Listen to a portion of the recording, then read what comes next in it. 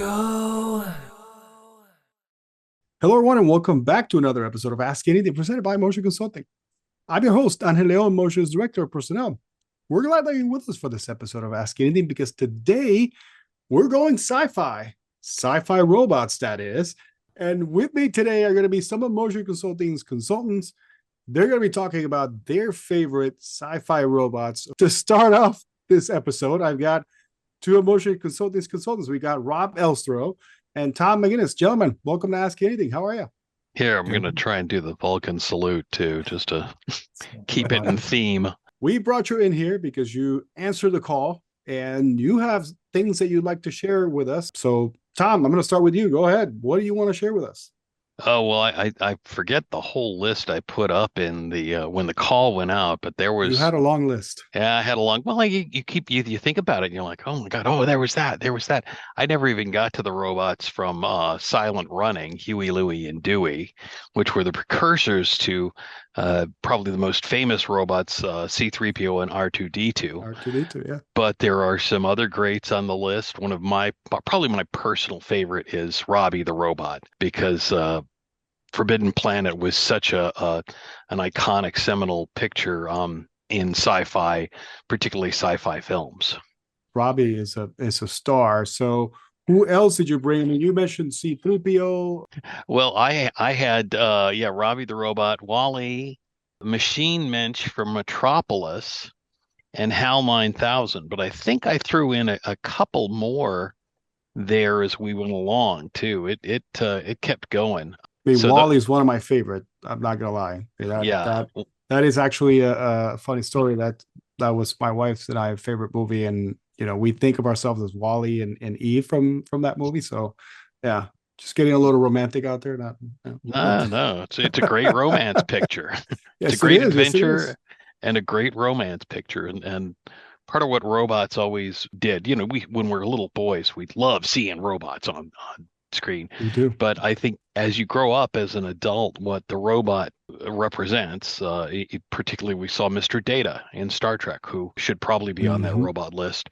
It allowed the storytellers, the movie makers, the TV show producers, to comment on humanity by showing an external point of view where the robot wasn't human and could not necessarily relate to humanity, and thus it could be it opened the door and gave a device for storytellers in the science fiction genre to explain, comment, examine human characteristics, human traits, and the human condition. Funny that you say that because I remember the first time that I saw a large group of people really empathize with a robot. And I'm young enough that I was still in high school when the Star Wars films got remastered and went back out into theaters. And so I'm sitting there on opening night of episode 4, and you see R2D2 moving down the canyon, and the Jawas pop out and zap him with the ion gun. And he kind of has the electricity go over him, and then he kind of stands up and does the sad little ooh, and then face Mhm. plants. And everybody in the audience was just like, oh, they've seen it a million times. They still had that emotional connection to someone getting, sucker punched. So it was Yeah. really cool seeing that whole group effort. And it's like a new generation of watching it because, as you said, I mean, I'm on the same boat as you. I was on those years as well where when they remastered and relaunched them, I was just teenager, and so to me, seeing it on the big screen, unlike previous generation that actually got to see it. So for us, it was actually a different kind of experience, and for the people that had seen it back then, it was like, whoa, like this looks really cool now. I was way too young to see the original Star Wars in the theater, but I did see Empire and I did see Jedi in their original theatrical releases. And I'm young enough slash old enough to I have the original cuts of the movies, the non-remastered versions. I have the Nice. original cuts on Yeah. VHS that I got for a penny each from Columbia House. Pew, pew, pew, pew, pew, pew. Shout out. Nice. R.I.P. I'm stuck Nice. in a 5-year plan now. I know. Yeah. There is a couple others that I think I threw on that list later on. Some of the more embarrassing ones, like Tweaky and Dr. Theopolis from Buck Rogers in the 25th Century. One of the characters was voiced by the famous Mel Blanc, who did all of the Warner Brothers cartoons, all of the classic Warner Brothers cartoons. But it was just embarrassing. It was the kind of robots you're like, yeah, maybe they should be used in experiments for the Boston Dynamics company. I don't know. I remember Twiggy, and that was the one that Mel Blanc, because it was the bitty bitty bitty buck. Yep, that's it. What do you have to share with us? Because you also had a nice list in there that you had a couple of my favorites. I wanted to start talking about what might be the most recent movie robot that has come out on this list, and that's going to be the Superman robot number 5, also known as Gary from the new Superman movie. And the second I saw him, I think we saw him briefly in the trailers, but the second we saw him in the actual movie, I was just like, yep, he's going to be my favorite. And having all the other ones, again, just having this this dynamic where they say that they're emotionless, but they're literally like emoting over being excited that Superman's there, was just very endearing. And of course, spoilers, I guess, not, we've had some issues with them during the movie, but seeing him at the end and really having him treat them as equals and as individual personalities was really cool to see. Yeah. He's actually I guess would be technically a cousin to one of my nominations, which is K2SO from Rogue One, because he is come voiced on, man. also by Alan Tudyk. Tudyk, yeah. Who is also another famous on-screen robot, Sonny from iRobot. Sonny. He's played 3 different iconic robots, each very different and each absolutely great. But K2SO, I was like, I immediately fell in love with, because I'm like, oh, this guy was programmed to be a jerk. Like, number one, why would someone do that? Number two, he's an Empire robot, not? so True, yeah, they're all jerks, but just like the sarcasm. I'm like, all right, he clearly hasn't been wiped, almost like R2 and C3PO. They haven't been wiped in so long that they've actually developed a unique personality. Yeah, and also I think K2SO, if I'm not mistaken, they kind of jimmied his programming to help the rebels. He was a captured piece of gear that they essentially messed up. So you kind of wonder how kind of by the book was he prior to this, to being captured by the rebellion, and did that affect him going forward? Tom hasn't seen the most recent season of Andor, have you? I haven't. No, I've got to catch up on that. You get to see a bit of it. It's a really good, excellent, fun progression. And he is technically jailbroken, so his warranty is completely void. Oh yeah. Who else did you bring, Rob? Because I know you got a nice list there. I mean, Baymax is one of my favorite. Obviously, he's one of those cute little robots from cartoons, but I mean, from a movie, obviously. But it's then great. I actually want you to keep talking about it, because I'm going to be honest, I've not seen Big Hero 6 yet. So, what? Yeah. Wow. Yeah. It's been on in the room with me, but I haven't actually sat down and watched the whole thing. Oh no! I've had so many coworkers just gush over him. So go ahead. He is excellent. Of course, the primary reason for his being, which was a well-being robot, right? That he would check up on you and make sure that you were okay. If you were hurt, he was going to help you medically, etc. But then obviously you see all the things that he could do throughout the movie, but really just a heartwarming effort that he brings into the movie and how special he becomes, etc. is just outstanding. I mean, if I could just go to my room right now, I have actually a plushie of him, because it's one of my favorite robots. He's really cool. We were at Disneyland earlier this year, and I got my youngest son a white t-shirt that's basically with his eyes and Baymax, his t-shirt's really cool. So I really like him. One of Rob's others is the Iron Giant. That is easily a top 5 robot for me. To bring it full circle, I've heard people say that the Superman in the most recent Superman movie was the Superman that the Iron Giant was thinking about when he was being himself and that kind of character. And just listening to the emotion behind what little it says, and voiced by another great voice actor, Vin Diesel, and watching him kind of bring that to life was amazing.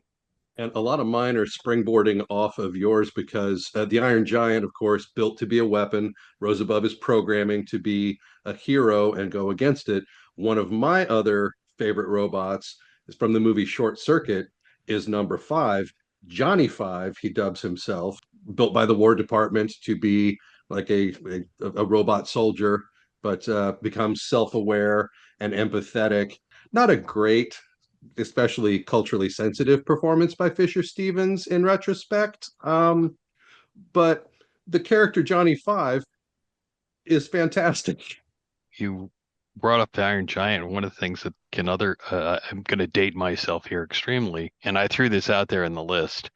The Iron Giant, the inspiration being Johnny Sacco's giant flying robot from the almost eponymous television show, Japanese television show, Johnny Sacco and his giant flying robot. For the 90s or Midwestern ska fans, college music, the Indiana-based ska band Johnny Sacco.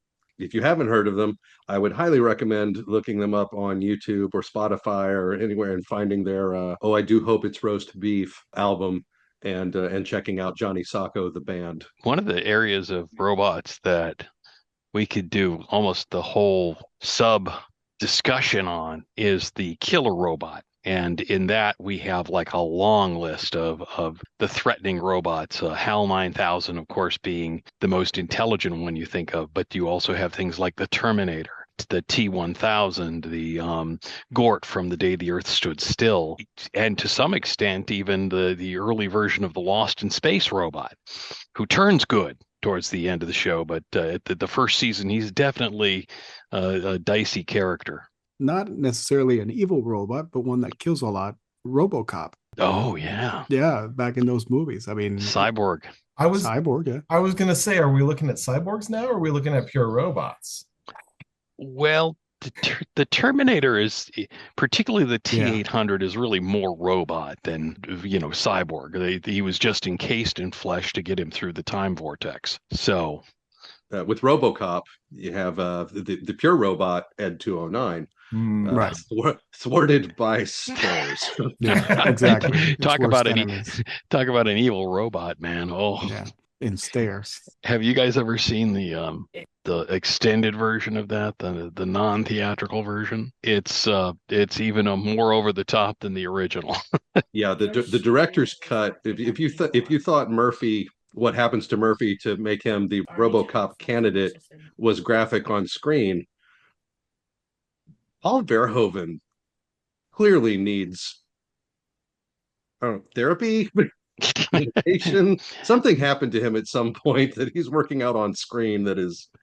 Him and Tarantino, yeah, they literally go a little far with some things sometimes. Yeah, I was the exact right age when RoboCop came out to be the wrong age to see it in the theater. It's like, wow. Oh man. Oh, there goes sleeping for the next week. And also, I do say, I mentioned Machine Mensch from Metropolis. That was also probably the earliest evil robot on screen. Are you referring to the one that's the iconic version of in Metropolis?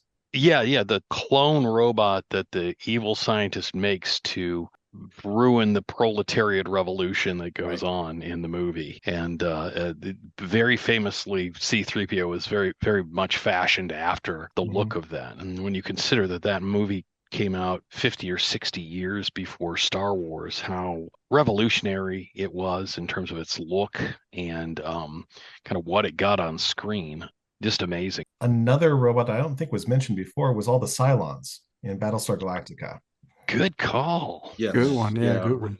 Original Cylon and the updated Edward James Olmos, like that series, the remake. Like I loved the original when I was a kid, but that when the new series, the updated series came out with the human looking Cylons and how that just kept going with, like, I was such a fan.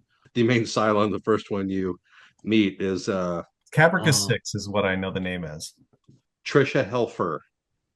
There you go. I knew it was with an H. Yeah. Trisha Helfer. Yeah, big fan. Yeah. I actually met her at a convention, one of the ones in town, and I was like, it was so cool how they organically made her appear and disappear when she was just in Balthar's head. Balthar. And she's Mhm. like, yeah, I had to dodge around the camera all the time, and it was constantly hitting her in the head as she's like trying to duck right outside of frame. I bet Ouch. that's I bet that's a fun outtakes reel. Right. Ah, some other suggestions that people gave us who weren't able to make the recording. David Crandall gave us Voltron, the Lion version, not the Alliance of Planet, like 500 vehicles that come together. 5 lions, way simpler, way cheaper to purchase and play with when you're a kid who wants a Voltron. Sure. Like Yeah. my parents were going to buy me 45 vehicles. Those were a lot. I gotta say, I never actually owned one, but I had a couple friends who owned them, and good Lord. It's all about the toy sales back then. I know. I know. So much space now. I saw an interview with Peter Cullen, who's a very famous voice actor, but he was talking about when he originally went to the audition for the Transformers to do Optimus Prime. He lived with his brother, and his brother was a Vietnam veteran, and I think he was an Army Ranger.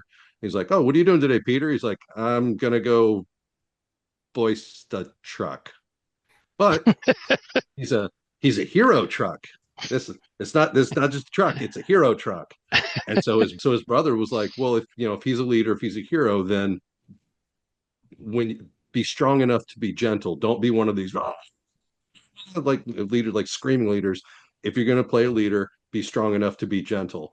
And then I guess Peter Cullen just straight up did an impression of his older brother, and that's the voice of Optimus Prime.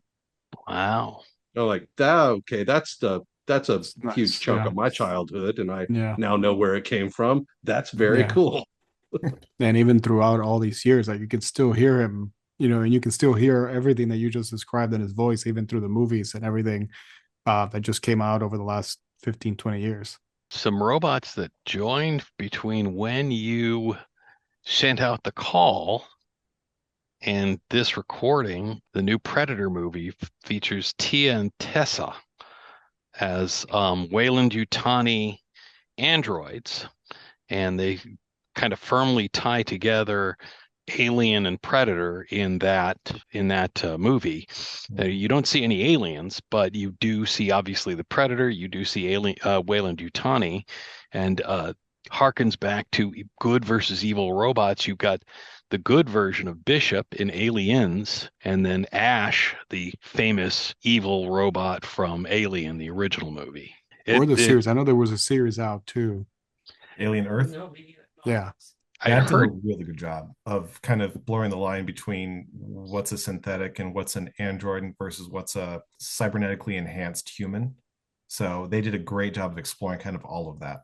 Let's see. Love the We little. also had the Mighty Morphin Power Rangers, the Megazords, and Chappie from the movie Chappie, which I have to say, I never saw Chappie, so I can't speak to Chappie. it's Yeah, good. me neither. It's good, and I believe that's played by he was in District 9. The main character. Yeah, Yeah, I don't know yeah. his name, but Blanking Oh, on the Charlton Copley.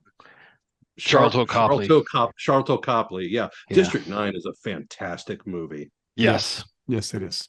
It's funny So because that so many that people didn't realize what it's really about, and it's such a good movie.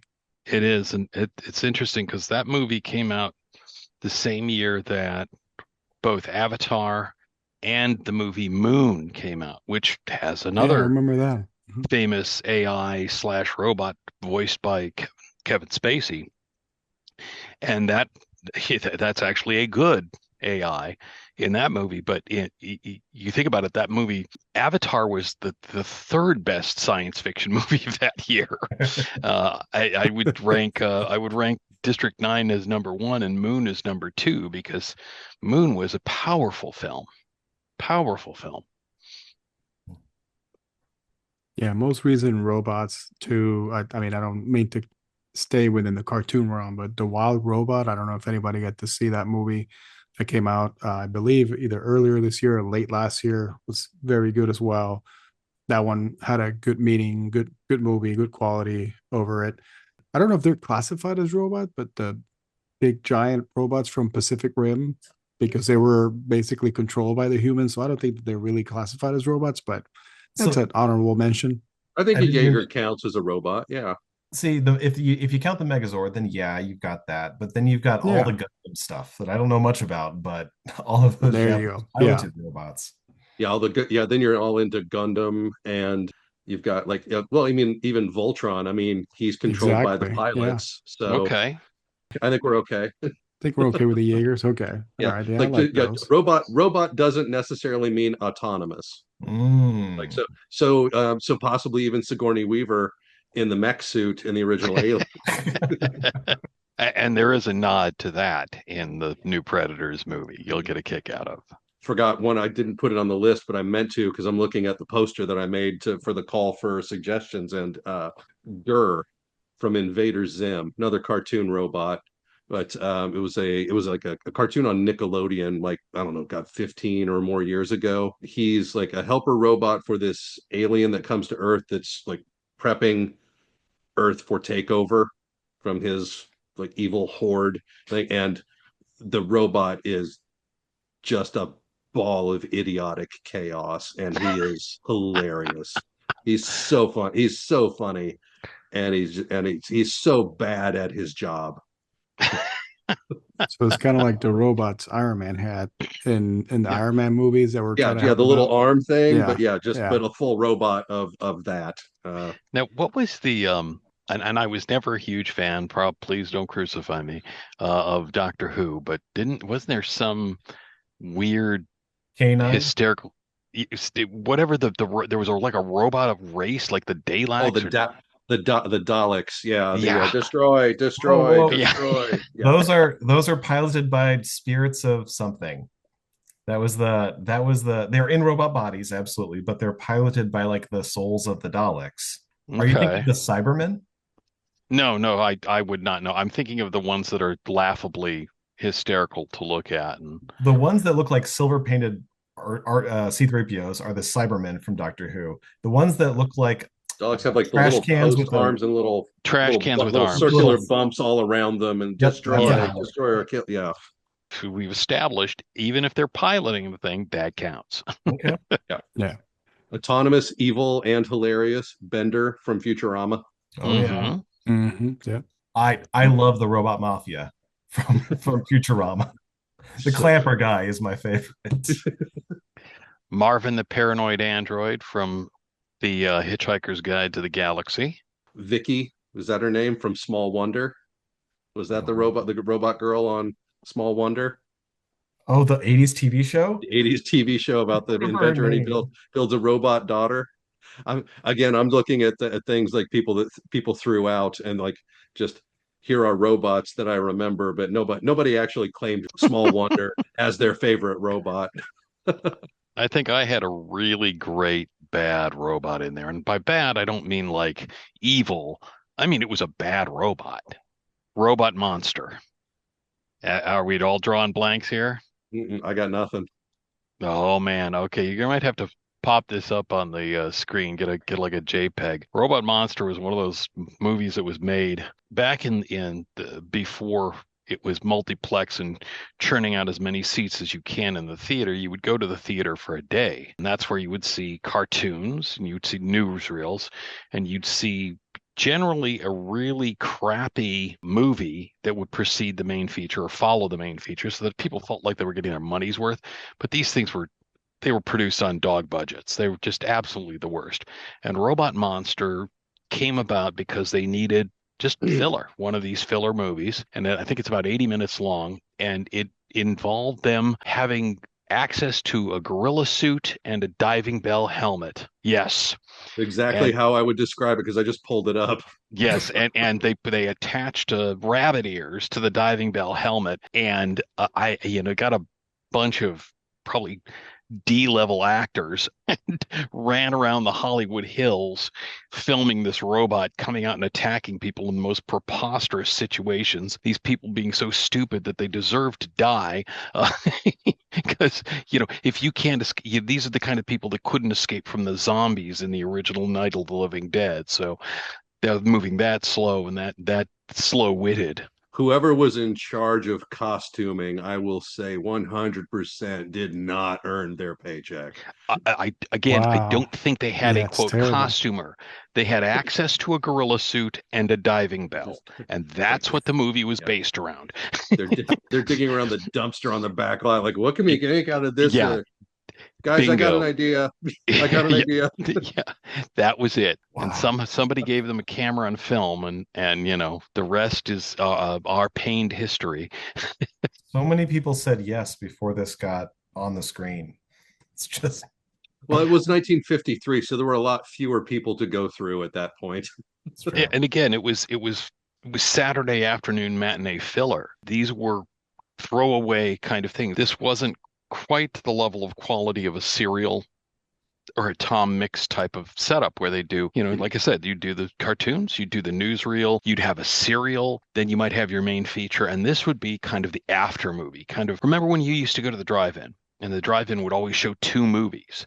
There'd be the movie that was recent, you're really going to see, and then they'd usually have a movie that had been running around for a couple of years. And if you were lucky, it was a good older movie. Well, back in the 50s and 40s, they'd throw out these garbage movies that were just awful. And if you were stupid enough and cheap enough to stick around for it, you got what you paid for. I think we This is- skipped one important Star Wars robot, and that's BB-8. Oh, for sure. The new generation of Star Wars robots, for sure. I don't know. I mean, that's kind of going Phantom Menace territory in the other direction. No, it just seeing him move on screen and knowing it was practical, and then seeing a couple years later people building them was amazing. Yeah. Yeah. That's true. I That's agree. true. Concept. Yeah, the engineering, if not the continuation of the story. Babu Freak, the little alien that fixes Yeah. the Babu thing, Freak. like, Mhm. Yeah. I'm a fan. I like that tiny little like robot mechanic. I like Doesn't he's an alien. He's a mechanic who fixes robots. He's not a robot mechanic. He's a robot mechanic. Is that like chicken tender? You Pretty can be a much. chicken tender, or you can tend the chicken. Yeah. Or you can tend the Exactly. chickens, yes. All right. So before we go, I want to ask you guys a question because I was looking at this list online of the 100 greatest movie robots of all time. And the number 8 choice, I don't know. Would you consider the Tin Man from the Wizard of Oz movie from 1939 as a robot? Well, is the lion an actual animal? That's a good question.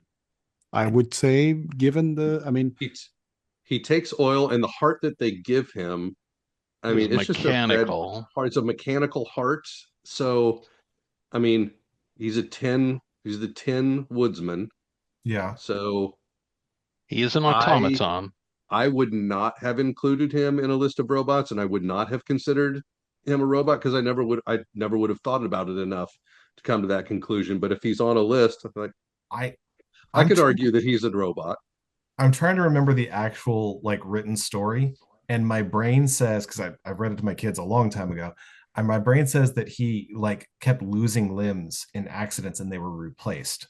So I think he's a man that became a tin man. So And his name is Theseus, apparently. is he piloting it? Does it count for that? it's kind of similar to RoboCop, Yeah. Well, and they present him as a mechanical Oh, come being, on. so According to my very quick Google thought, the Tin Man is not a robot. He was once a man named Nick Chopper who lost his body parts to a curse and had them replaced with tin until he was fully metal. So, so he's a magical construct or no. a cyborg. But if you consider him a cyborg, then I'm sorry, a cyborg is a type of robot to me. No, well, That's the RoboCop territory. if that's the case, he's not a robot. I vote for not a robot then. What's number 7 on Hill? I gotta find out now what's on this list. Hang on. Number 7 is Bishop from the Aliens movie, 1986. Okay. Where's Roy Batty fall? He's got to be a top 10. Hang on. Number 6 is a T-800. Number 5 Okay. is Robbie the Robot from Forbidden Planet, 1956. Yeah. 4 is R2-D2. Gort from The Day Yep. the Earth Was Still, 1951. The Iron Giant. And who did you say, Brian? Roy Roy Batty. Batty, number one. Yeah. Nice. Blade Runner, 1982. Spoiler alert, not Deckard. No No. spoilers, because Mm. Decker was not a replicant. According to the update, the new Blade Runner, the sequel to Blade Runner, there were clues all along. I'm like, okay, Yeah, I know. Deckard's not a replicant, and Han shot first. Yeah. Thank you. And with that, we'd like to thank Tom McGinnis and Rob Elster for joining us here on Ask Anything today to talk about the best sci-fi robots. Gentlemen, it's been a pleasure. Brian, as always, thank you for being the greatest producer that this podcast has ever seen. Or Thank you had. very much, gentlemen. Thank you. I'm the best because I'm the only, and I'll take it. Thank you for listening in to this week's edition of Ask Anything presented by Moser Consulting. We hope you enjoyed listening to our group discussion on best sci-fi robots in movies. Join us next time as we dive even deeper with our resident experts and what they're currently working on. Remember to share your topics with us through our social media. In the meantime, please remember to give us a rating and subscribe to our feed wherever you get your podcast. Until then, so long, everybody.